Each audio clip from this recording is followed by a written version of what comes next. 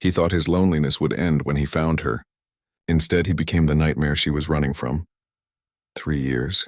That's how long David had been living like a ghost in his own life. His small apartment had become more than just a home. It was a hiding place, a shelter from a world that had hurt him too deeply. The walls knew his story better than any person did. They'd seen him pace at midnight, heard him talk to himself, watched him eat dinner alone every single night. It wasn't always like this. David used to be different.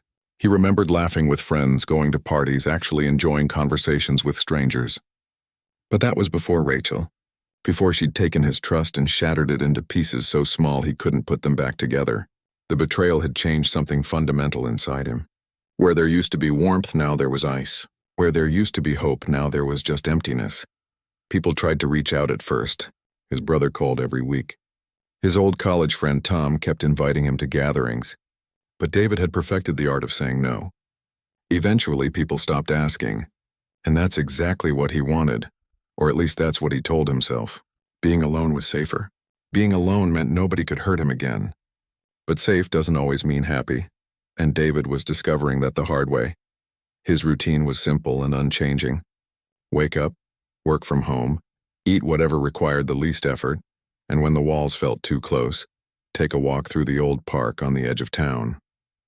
The park was perfect because hardly anyone went there anymore. The playground equipment was rusted, the paths were cracked, and the lights barely worked. It was a forgotten place, which made it ideal for someone who wanted to be forgotten. October had arrived with its usual crispness, painting the world in shades of orange and gold. David pulled his jacket tighter as he walked his familiar route through the park. The sun was setting, casting long shadows across the empty paths. He preferred this time of day because the few people who did visit the park were heading home. Soon he'd have the place entirely to himself. That's when he saw her. She was standing beneath one of the old streetlights, the amber glow making her look like she'd stepped out of a painting.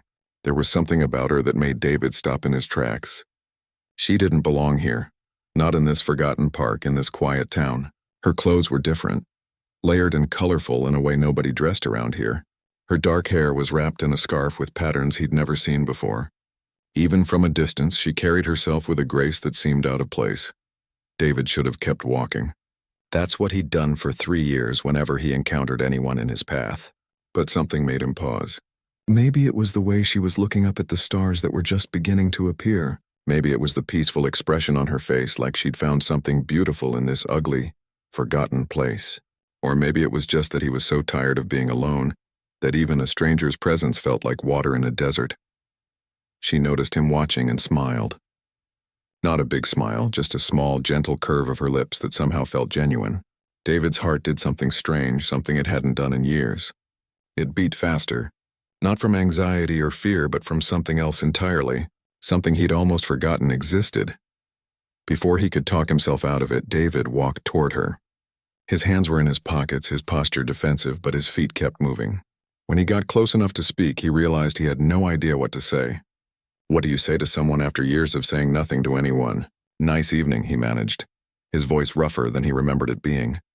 She turned to face him fully, and David saw her eyes were kind. There was a depth there, like she understood things most people didn't. Yes, very peaceful, she replied, her accent soft and musical. It confirmed what he'd suspected. She wasn't from around here. She was from somewhere far away, somewhere he couldn't even guess. I'm David, he said, extending his hand awkwardly. Amira, she replied, shaking his hand briefly before letting go. They talked for maybe 10 minutes. David learned she'd moved to town recently, that she was working at the community center, that she found this park by accident and loved how quiet it was. He didn't tell her much about himself. He wasn't ready for that. But just having a conversation, just exchanging words with another human being who wasn't asking him for something or trying to fix him, felt surprisingly good. When Amira said she needed to go, David felt a sudden panic. The thought of returning to his empty apartment, to his silent walls and his lonely routine, felt unbearable in that moment.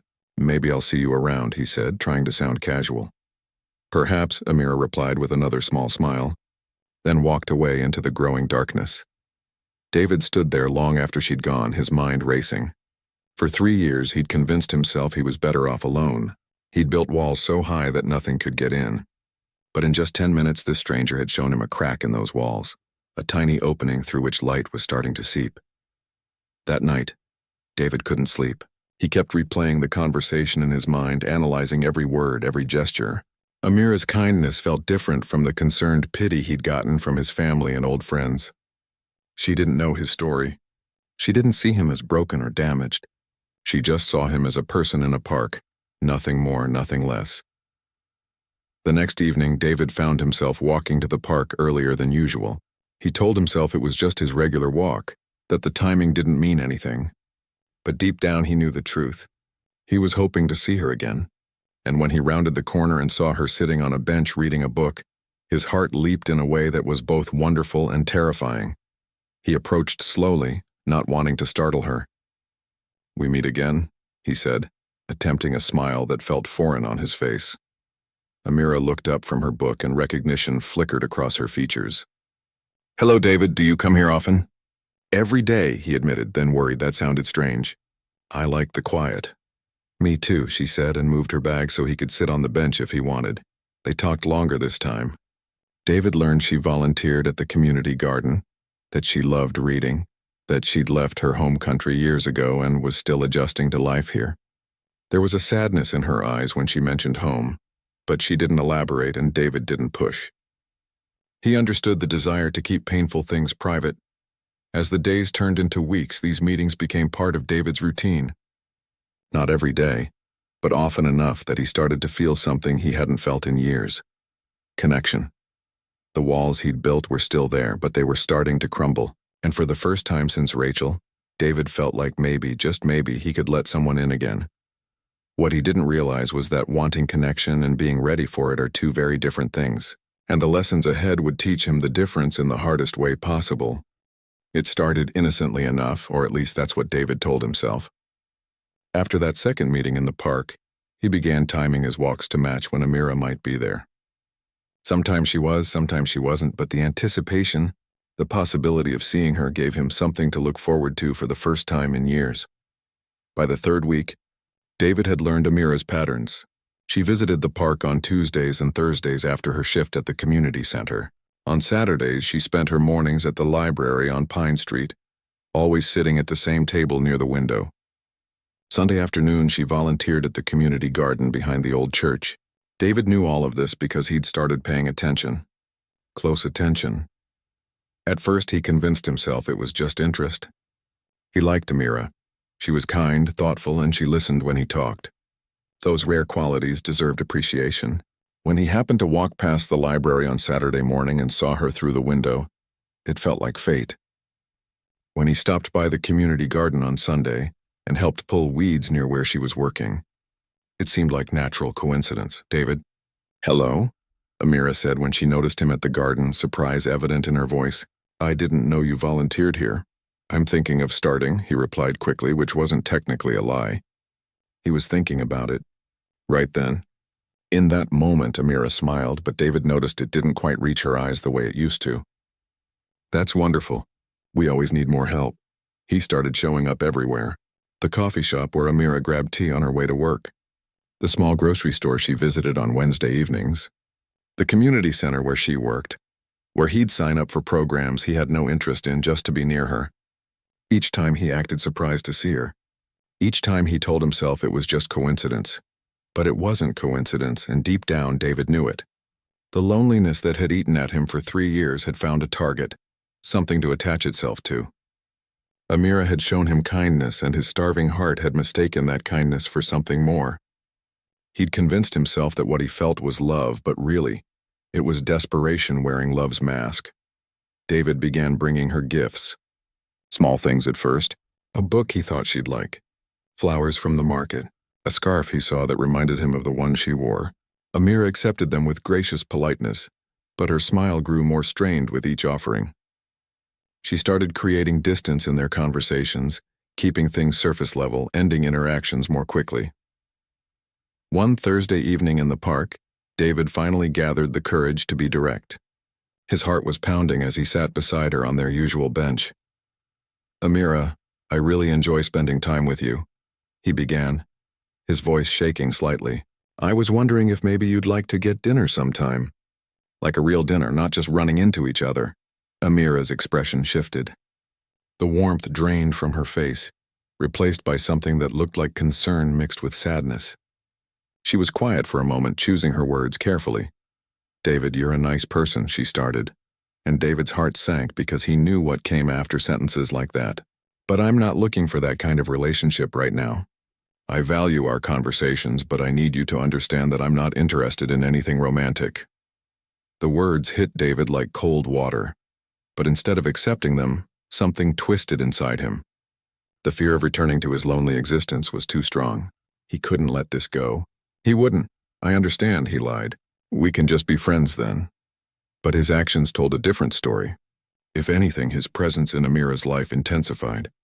He told himself that persistence showed dedication, that if he just proved how much he cared, she'd change her mind. People in movies did that all the time. They wore down resistance with grand gestures and unwavering devotion. Why should his story be any different? He started writing her letters. Long, detailed letters pouring out feelings he'd kept bottled up for years. He'd leave them at the community center desk, address them to her apartment mailbox, tuck them into books at the library where she studied. Each letter was more intense than the last. Declarations of connection and destiny that made sense in his lonely apartment at midnight, but probably seemed unhinged in the light of day. Amira stopped coming to the park. When David realized this, panic set in. He convinced himself something was wrong, that maybe she was sick or needed help. He found himself walking past her apartment building, a small complex on the east side of town. The first time was just to make sure she was okay. The second time was because he'd bought her a plant for her windowsill. The third time he didn't have an excuse. He started waiting. Not obviously. Not in a way that would look strange to neighbors. He'd sit in his car across the street watching her building, just to catch a glimpse of her coming or going. When she appeared, his heart would race. Sometimes he'd get out and walk toward her, always acting surprised by the coincidence of running into her. "David," Amira said one evening when she saw him approaching her building for the third time that week. Her voice was firm now, the gentleness replaced with something harder. "Why are you here?" "I was just in the neighborhood," he said, knowing how weak it sounded. "I wanted to make sure you were okay. You haven't been to the park?" "I'm fine," she replied, her arms crossed defensively. "I've been busy." "Too busy for friends?" David asked, and he hated the needy tone in his voice but couldn't control it. Amira took a deep breath, and David could see she was struggling with something. "David, I need to be honest with you. This needs to stop. You showing up everywhere I go, the letters, the waiting outside my home. It's too much. It's making me uncomfortable. I'm just trying to be there for you." David protested, his voice rising slightly. "Is that so wrong? To care about someone? Caring is different from what you're doing," Amira said quietly. "I asked for space. I told you I wasn't interested in a relationship. But you're not hearing me. You're not respecting what I'm saying." "Because I know you don't mean it," David said, immediately regretting the words but unable to stop them. "I see how you smile sometimes. I know there's a connection between us. You're just scared." Amira's expression changed then. The concern was still there, but now it was mixed with something that looked like fear. "I need you to leave me alone, David, please. This isn't healthy. For either of us." She turned and walked quickly into her building, leaving David standing on the sidewalk as darkness fell around him. Instead of understanding, instead of reflection, David felt anger bubbling up. How could she reject him after everything? After he'd opened his heart for the first time in years? After he'd shown her parts of himself nobody else had seen? His brother Tom called that night.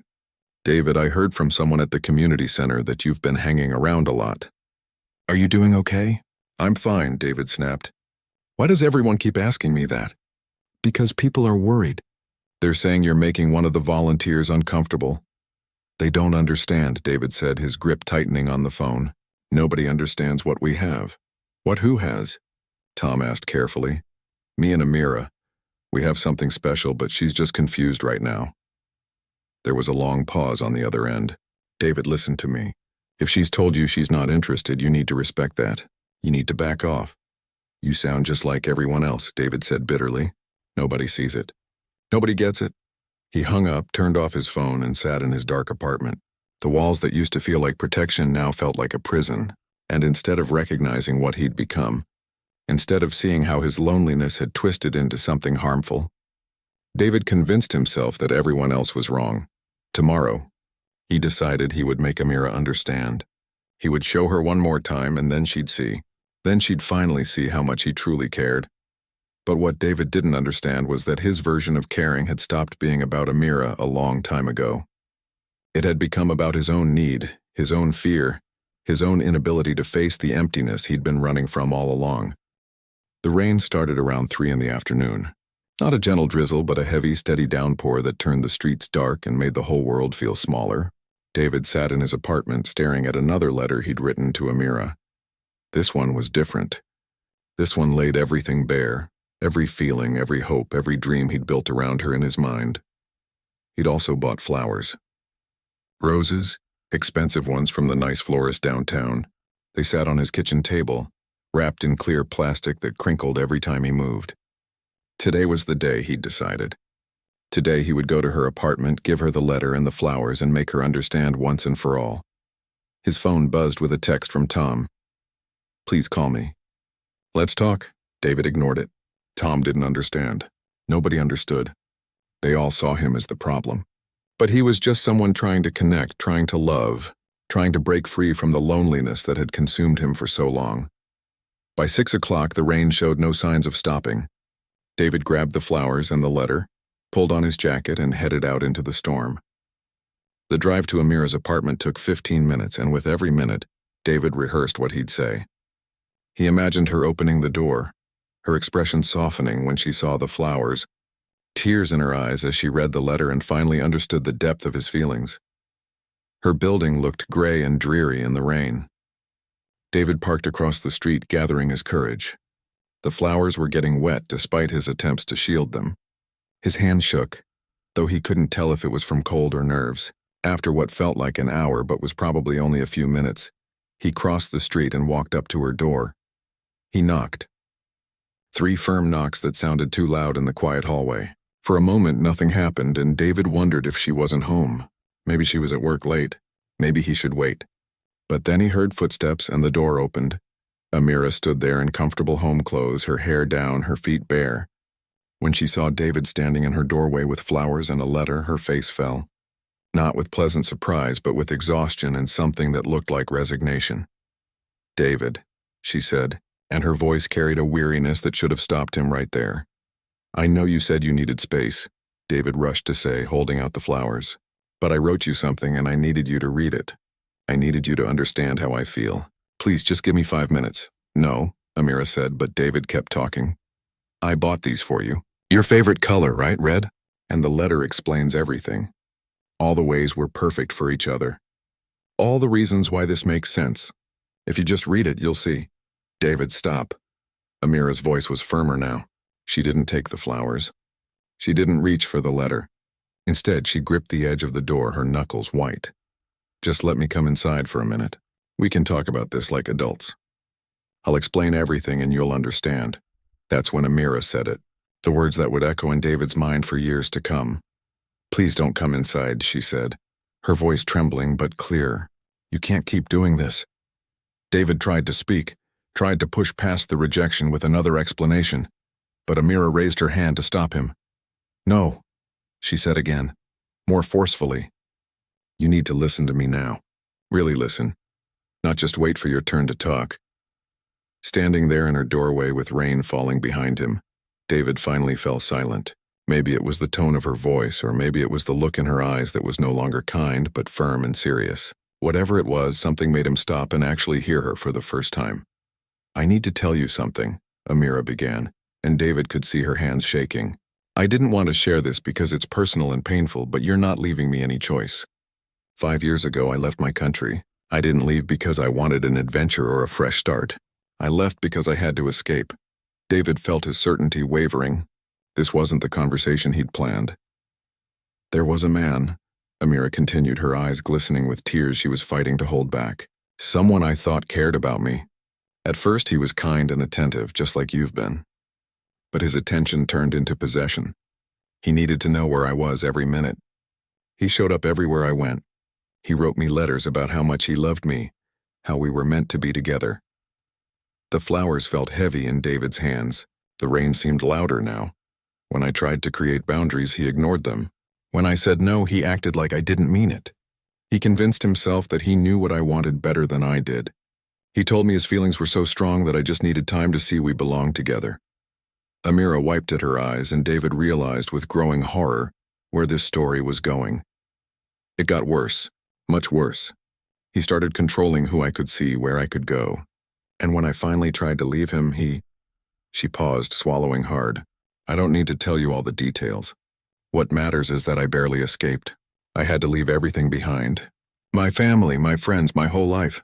I came here to rebuild myself, to learn how to trust again, to remember who I was before he took that from me. The hallway felt like it was spinning. David wanted to protest, to say he wasn't like that man, that his situation was different. But the words died in his throat. And now you're doing the same things, Amira said, her voice breaking. Maybe you don't see it. Maybe you think your intentions are pure. But David, you've been following me. You show up at my work, my home, places I go to feel safe. I told you I wasn't interested, and you decided that my words didn't matter, that you knew better than me what I wanted. I didn't mean to, David managed to say, his voice barely above a whisper. I know you're lonely, Amira continued, tears now flowing freely down her face. I can see that pain in you. But David, I can't be the one to fix what's broken inside you. That's not my job. That's not love. What you're feeling isn't love. It's need. It's desperation. And it's hurting both of us. But I care about you, David said, knowing how weak it sounded. If you truly cared about me, you would respect what I'm telling you right now. You would see me as a person with my own feelings and fears and history, not as a solution to your loneliness. Love isn't about taking what you need from someone. It's about caring for their well-being, even when it means letting go. The flowers drooped in David's hands, rain-soaked and dying. The letter in his other hand felt like evidence of a crime, rather than a declaration of devotion.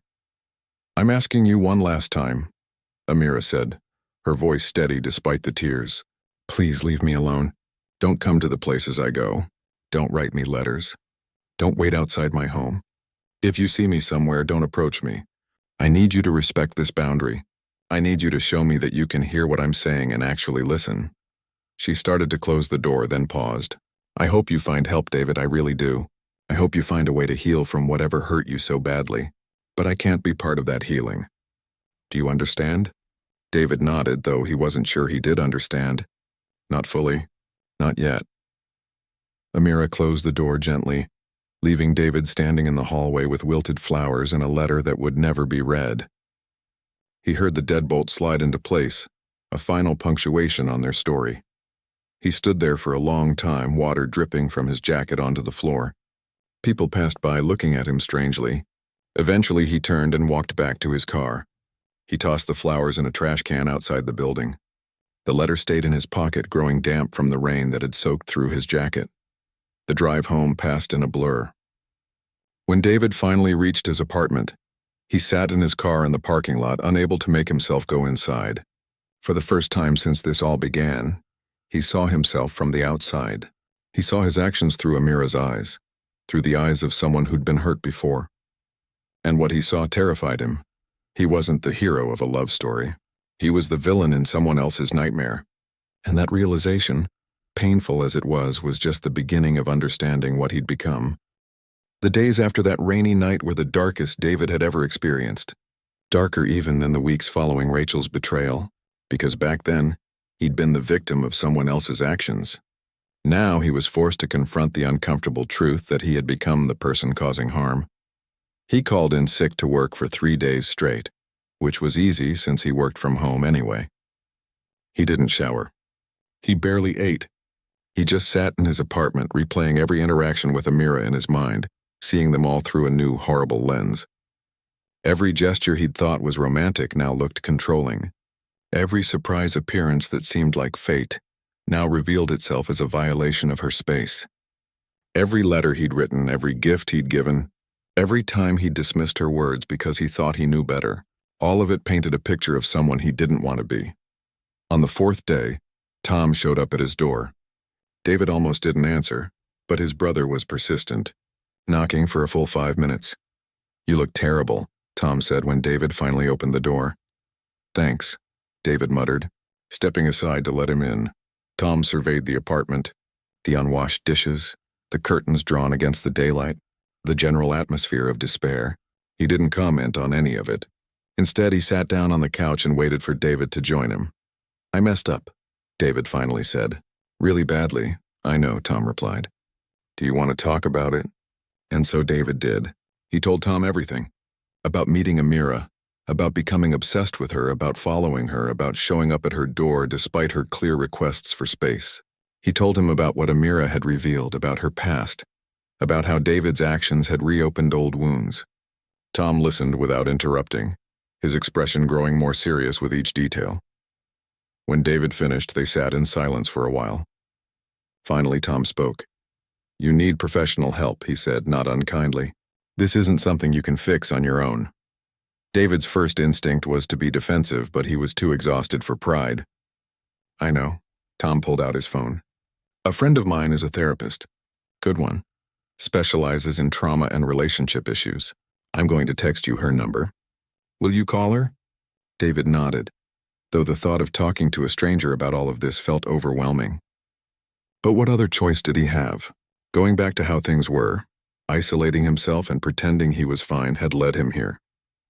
He needed a different path. The therapist's name was Dr. Chen, and she had an opening the following week. David spent the days leading up to that first appointment in a fog of anxiety and shame. Part of him wanted to cancel, to convince himself he could figure this out alone. But Amira's face kept appearing in his mind, the fear and sadness in her eyes, and he knew he owed it to her and to himself to at least try. Dr. Chen's office was in a quiet building downtown, with plants in the windows and soft lighting that didn't feel clinical. She was middle-aged, with kind eyes that reminded David painfully of Amira's, back before he'd ruined everything. "Tell me what brings you here," she said after the initial introductions.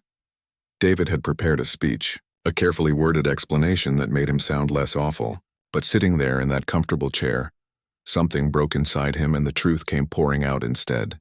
All of it, the loneliness, the betrayal by Rachel, the 3 years of isolation, meeting Amira, everything he'd done, everything she'd told him about her past. The horror of realizing he'd become the thing she'd fled from. Dr. Chen listened without judgment, occasionally asking questions for clarification. When David finished, she was quiet for a moment, gathering her thoughts. "What you're describing," she finally said, "is a pattern many people fall into when they haven't processed their own pain.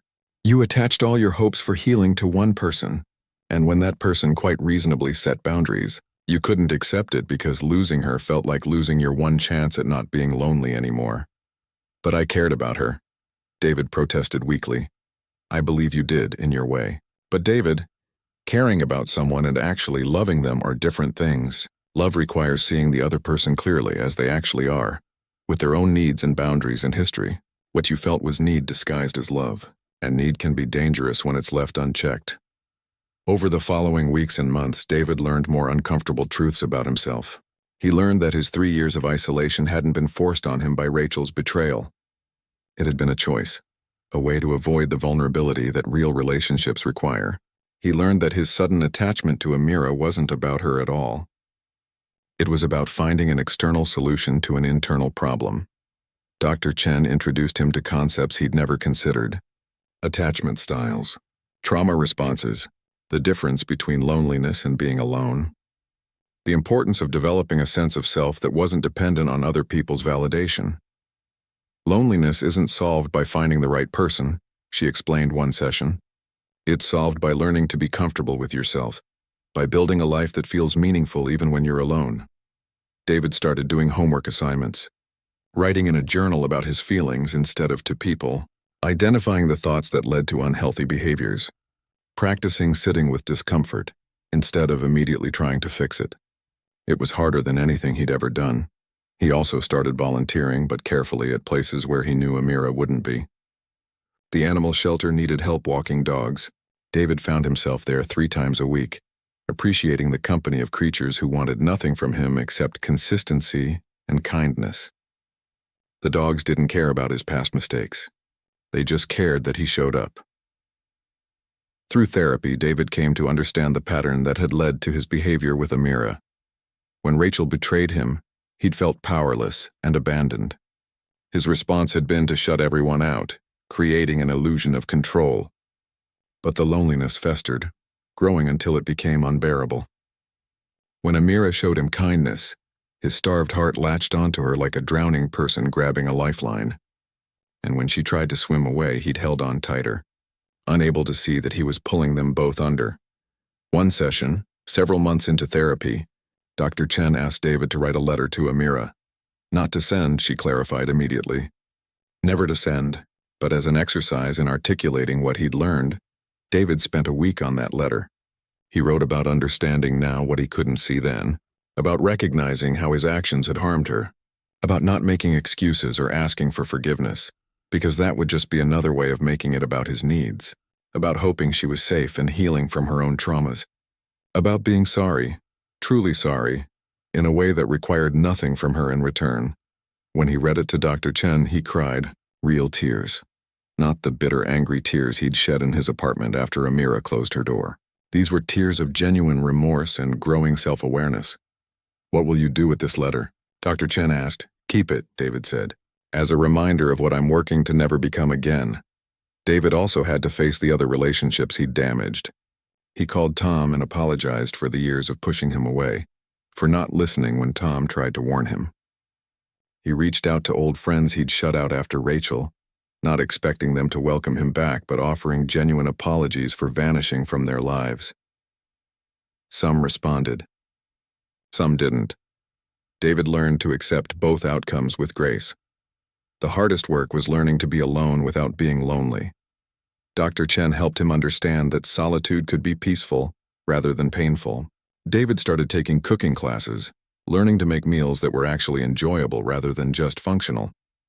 He joined a book club at the library, forcing himself to engage with people in structured, healthy ways. He took up hiking, finding peace in the woods that he'd been seeking in another person. 6 months into therapy, Dr. Chen asked him a question that stopped him cold. If you saw Amira tomorrow, what would you do? David thought about it carefully. I'd respect her boundary and keep my distance. I'd hope she was doing well, and I'd keep walking. Why? Because what she needs from me is my absence.